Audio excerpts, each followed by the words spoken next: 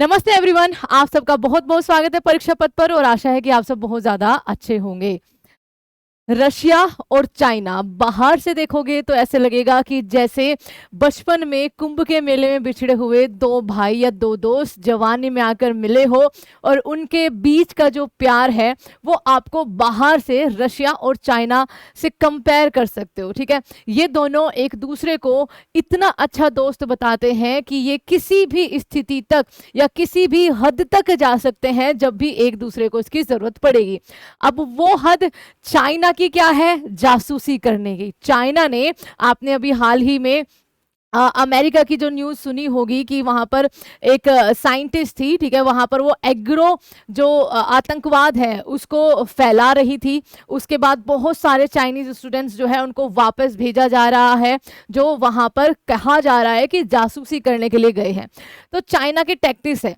लेकिन after the Ukraine Russia war, Russia और Ukraine के वॉर के बाद जो चाइना और रशिया बहुत ज्यादा करीब आए थे वेस्ट को काउंटर करने के लिए, अब लग रहा है कि इन दोनों के बीच में ही दरार पैदा हो चुकी है, क्योंकि चाइना जो है वो रशिया पर लगातार जासूसी कर रहा है।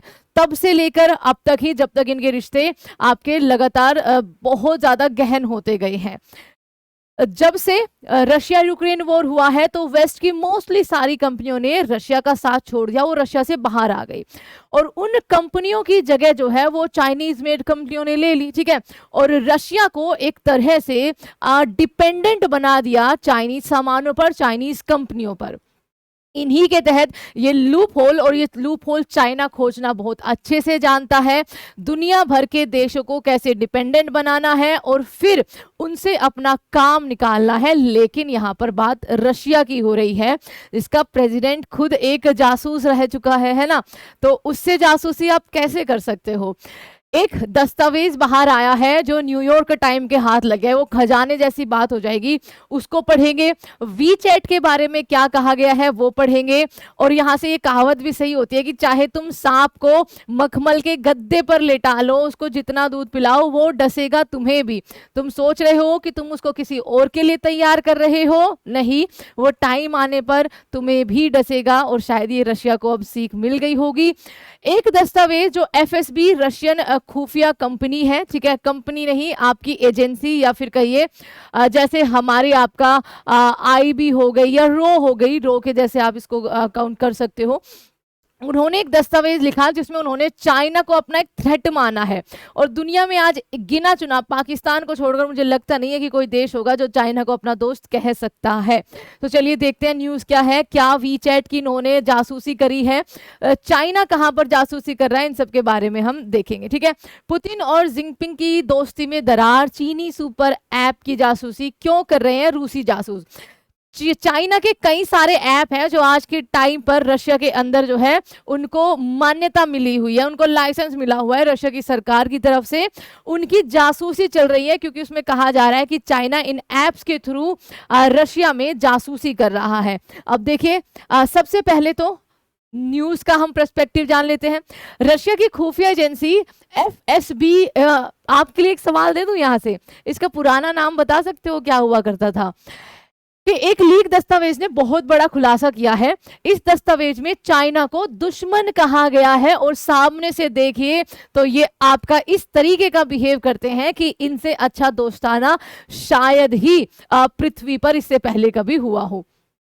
इसमें बताया गया कि बीजिंग अब रूस के लिए एक बड़ा खुफिया खतरा बन चुका है, बड़ा खुफिया खतरा बन चुका है। द न्यूयॉर्क टाइम्स को मिले इस 8 पन्नों के प्लानिंग डॉक्यूमेंट में यह दावा किया गया है कि चीनी रूस वैज्ञानिकों और सैन्य अफसर जो है, ठीक है, रशियन जो वैज्ञानिक है, साइंटिस्ट है, और वो वहां के जो सैन्य अधिकारी है उन पर अपने काम करने के लिए टारगेट कर रहा है उनको। रूस को चीन पर शक क्यों हुआ? एफएसबी के मुताबिक चीन ऐसे रूसी लोगों को निशाना बना रहा है जो सिस्टम से नाखुश है, सोच के देखिए, ये रशिया के अंदर क्या एक तरह से सिविल वॉर लाना चाहते हैं, वहां पर अराजकता फैलाना चाहते हैं, किस तरीके की प्लानिंग है इसमें आपका आगे पता चलेगा। और जिन्हें सैन्य या टेक्नोलॉजी से जुड़ी संवेदनशील जानकारी हासिल है, साथ ही चीनी एजेंट रूस की यूक्रेन में चल रही सैन्य गतिविधियों पर भी नजर रख रहे हैं, ताकि वे पश्चिमी देशों से मिले हथियारों और युद्ध के तौर तरीकों जो है वो आपका समझ सके। आर्कटिक और सीमा वाले जो इलाके हैं, इन पर क्या चिंता है? आपको पता है कि रशिया का काफी बड़ा हिस्सा जो है वो आर्कटिक क्षेत्र में भी आता है। दस्तावेज में कहा गया है कि चीन आर्कटिक में खनन कंपनियों और रिसर्च सेंटर की आड़ में जासूसी कर रहा है, जैसे इसने हाल ही में कई सारे देशों में किया है। साथ ही यह भी डर जताया जा रहा है कि चीन रूस के सीमावर्ती इलाकों में अपने दबदबे की जमीन तैयार कर रहा है, जो आगे चलकर क्षेत्रीय विवाद की वजह बन सकता है। आपने कुछ साल पहले, अराउंड 2 से 3 साल पहले, एक न्यूज सुनी होगी, ठीक है, कि रशिया का एक पार्ट जो है उस पर चाइना ने अपना दावा ठोका है। हालांकि वो न्यूज 2-3 दिन के बाद ही आपका अबोलिश कर दी गई थी कि नहीं नहीं, ये गलती से किसी चीनी अधिकारी ने बोल दिया। तो चाइना जैसे अरुणाचल प्रदेश के बिल्कुल बॉर्डर वाले इलाके पे घर बना रहा है या फिर कंस्ट्रक्शन कर रहा है भारत पर दबाव बढ़ाने के लिए, इसी तरीके से वो रशिया के साथ, जिसको अपना दोस्त कह रहा है, वहां पर भी कर रहा है, ताकि भविष्य में जाके वो अपना काम निकाल सके जब रशिया के साथ कॉन्फ्लिक्ट हो। एतांत 4 नाम का मिशन क्या है? सबसे चौंकाने वाली बात यह है कि रूस ने यूक्रेन पर हमले के ठीक 3 दिन पहले एतांत 4 नाम का एक काउंटर इंटेलिजेंस मिशन लॉन्च किया था। नाम भले ही चीन से दोस्ती की तरफ इशारा करता है, लेकिन असल मकसद चीन के बढ़ते खुफिया नेटवर्क को रोकना था इस मिशन का। आगे चीन के साथ जुड़े रूसियों पर नजर है। अब जो चाइना के साथ रूसी लोग हैं जो जुड़े हुए हैं उनके साथ, उन पर नजर बनाए रखा है। एफएसबी ने दावा किया कि 2022 के बाद से चीन की तरफ से रूसी संस्थानों में सेंध लगाने की कोशिशें काफी बढ़ गई है। इसके जवाब में अधिकारियों को चीन के साथ मिलकर काम करने वाले रूसियों से मिलकर उन्हें चेतावनी देने और खतरे को खत्म करने के निर्देश जो है वो आपके दिए गए हैं। आगे छात्रों और रिश्तों के जरिए चाइना जो है वो जासूसी कर रहा है रशिया के अंदर। इस डॉक्यूमेंट में कहा गया है कि चीन रूस में पढ़ रहे छात्रों और ऐसे रूसी नागरिकों को टारगेट करता है जो चीनी नागरिकों से शादीशुदा है। अभी चाइना ने हाल ही में क्या एक न्यूज की थी कि बांग्लादेशी लड़कियों से शादी मत करो। अभी ये खुद रशिया में जाकर ऐसे जो रूसी लोगों से जिन चीनियों ने शादी करी है, या जो छात्र वहां पर चीनी पढ़ रहे हैं, उनके थ्रू वो जासूसी करा रहा है। इन निजी रिश्तों के जरिए चीन रूसी संस्थानों में पैठ बनाना चाहता है। एफएसबी का यह भी कहना है कि चीन अपने लौटे हुए एजेंटों से पॉलीग्राफ टेस्ट भी करवा रहा है, ताकि किसी भी लीक को रोका जा सके। बाहर से दोस्ती और अंदर से दुश्मनी, ये न्यूज जो है आपका वाकई में बहुत बड़ी है कि रशिया और चाइना के भी, मतलब चाइना किसी का दोस्त हो सकता है क्या? वो पावर के नशे में इतना ज्यादा चूर हो गया है कि उसको पूरी दुनिया जो है, कहते हैं ना कि एक ट्रॉफी दिख रही है जिसको वो हथियाना चाहता है, जिसको कब्जा करना चाहता है। रूस और चाइना खुलेआम नो लिमिट्स पार्टनरशिप, जिसके मैंने आपको जिक्र किया है, बात करते हैं, लेकिन यह लीक डॉक्यूमेंट दिखाता है कि अंदर से दोनों ही एक दूसरे के प्रति बिल्कुल भी लॉयल नहीं है, ठीक है। और इसमें बड़ी गलती जो है वो चाइना की है, क्योंकि चाइना का काम ही यही है। और एक गलती रशिया की तरफ से कि रशिया जो है वो ज्यादा ही डिपेंडेंट हो गया है आज के टाइम पर चाइना को लेकर। अच्छा, वो जो ऐप है उसके बारे में क्या कहा जा रहा है? ऐप के बारे में ये बताया है कि रूस के खुफिया एजेंट लोकप्रिय चीनी मैसेजिंग और सोशल मीडिया ऐप, ठीक है, ऑल इन वन इनको ये बोलते हैं, बहुत फेमस है चाइना में, वीचैट से डेटा का विश्लेषण कर रहे हैं। इसका उद्देश्य उन लोगों पर नजर रखना है जो चीनी जासूसों के संपर्क में हो सकते हैं। रूस की घरेलू खुफिया एजेंसी, जैसे अपने भारत में ही अभी जो हरियाणा से जो पकड़े गए थे, ठीक है, कि वो भाई पाकिस्तानियों के संपर्क में थे, तो उसी तरीके से जो उनकी चैट्स वगैरह से पता चला है, तो यहाँ पर वी चैट का यूज हो रहा है, जिसको लाइसेंस कुछ टाइम पहले एक बार तो रद्द कर दिया गया था, फिर रशिया की सरकार ने दोबारा जो लाइसेंस जो है वो बहाल कर दिया था। रूस की घरेलू खुफिया एजेंसी एफएसबी के दस्तावेज से पता चला है कि यूक्रेन युद्ध के दौरान चीन ने अपनी जासूसी रशिया में बढ़ा दी है। इससे रूस में बढ़ती चीनी प्रभाव को लेकर चिंता जताई गई है। दरअसल यूक्रेन में युद्ध को लेकर रूस पश्चिम में अलग थलग पड़ गया था। ऑब्वियस सी बात है, बहुत सारे सैंक्शन उस पर लगे हुए हैं, पश्चिमी देशों ने सारी कंपनियां बाहर कर ली। उसके पास देखो भारत इनका मौका जो है वो उठा नहीं पाता। भारत के लिए एक बहुत बड़ी मार्केट थी रशिया, अगर हम बात करें तो, लेकिन चाइना पहले कूद जाता है वहां पर, और आज के टाइम पे चाइना का दबदबा है रशिया में, ठीक है। अच्छा, इसलिए वह चीनी कंपनियों टेक्नोलॉजी पर पूरी तरीके से निर्भर हो गए हैं, लेकिन यह रूस के लिए खतरा भी है।